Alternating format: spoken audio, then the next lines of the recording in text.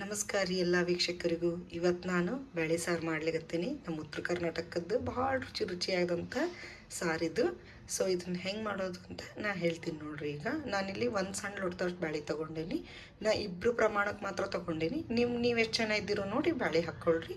ಅದ್ರ ಮೇಲೆ ನಾನು ಒಂದರ್ಧ ಉಳ್ಳಾಗಡ್ಡಿ ಹೆಚ್ಚಿಕೊಂಡೇನಿ, ಮತ್ತು ಅದ್ರೊಳಗೆ 2 ಟೊಮೆಟೊನೂ ಹಾಕ್ಕೊಂಡೇನಿ, ಮತ್ತು ಕರಿಬೇವು, ಸ್ವಲ್ಪ ಎಣ್ಣೆ, ಅರಿಶಿನ ಮತ್ತು ಮೆಂತ್ಯ ಕಾಳು ಹಾಕ್ಕೊಂಡೇನಿ ರೀ. ಇದೆಲ್ಲ ಸೇರಿಸಿ ಒಂದು 3 ವಿಶಿಲ್ ಹೊಡ್ಸ್ಕೊಂಡು ಬರೋಣ. ಇದು ವಿಶಿಲ್ ಆದಮೇಲೆ ಒಗ್ಗರಣೆಗೆ ಏನೇನು ಹಾಕೋದು ಅಂತ ನಾನು ಹೇಳ್ತೀನಿ ನಿಮಗೆ.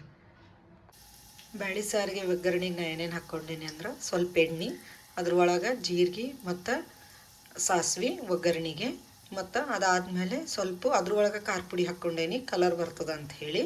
ಅದಾದಮೇಲೆ ಜಜ್ಜಿರೋ ಬೆಳ್ಳುಳ್ಳಿ ಒಂದು 3-4 ಹಾಕ್ಕೊಳ್ರಿ ಸ್ಟ್ರಾಂಗ್ ಇದ್ರೆ, ಮತ್ತು ಅದ್ರ ಜೊತೆ ಕರಿಬೇವು, ಒಣಮೆಣ್ಸಿನ್ಕಾಯಿ ಹಾಕ್ಕೊಂಡೇನಿ. ಈಗ ಇದ್ರ ಮೇಲೆ ನಾನು ಬ್ಯಾಳೆ ಹಾಕಿ ಕೈ ಆಡಿಸ್ಕೊತೀನಿ.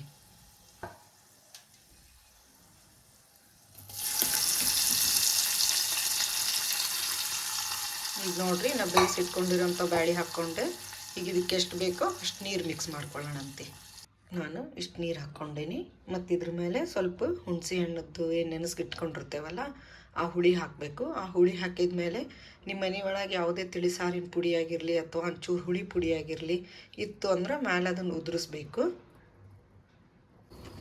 ಈಗ ಇದಕ್ಕೆ ರುಚಿಗೆ ತಕ್ಕಷ್ಟು ಉಪ್ಪು ಹಾಕ್ಕೊಂಡು ಮತ್ತು ಇದ್ರ ಮೇಲೆ ಕೊತ್ತಂಬರಿ ಉದುರಿಸ್ಕೊಳ್ಳೋಣ. ಹಂಗೆ ನಿಮ್ಮ ಮನೆ ಒಳಗೆ ಏನಾರ ಹಸಿ ಕೊಬ್ಬರಿ ಇತ್ತು ಅಂದ್ರೆ ಕೊಬ್ಬರಿ ಹೆರ್ಕೊಂಡು ಹಾಕ್ರಿ. ಭಾಳ ಅಂದ್ರೆ ಭಾಳ ರುಚಿ ಕೊಡ್ತದೆ. ಒಂದು ಸರ್ತಿ ನೀವು ಇದನ್ನ ಮನೆ ಒಳಗೆ ಟ್ರೈ ಮಾಡಿರಿ, ಹೆಂಗಾಗಿತ್ತು ಅಂತ ನನಗೆ ಹೇಳ್ರಿ, ಕಮೆಂಟ್ ಮಾಡಿರಿ, ಸಬ್ಸ್ಕ್ರೈಬ್ ಮಾಡಿರಿ, ಲೈಕ್ ಮಾಡಿರಿ.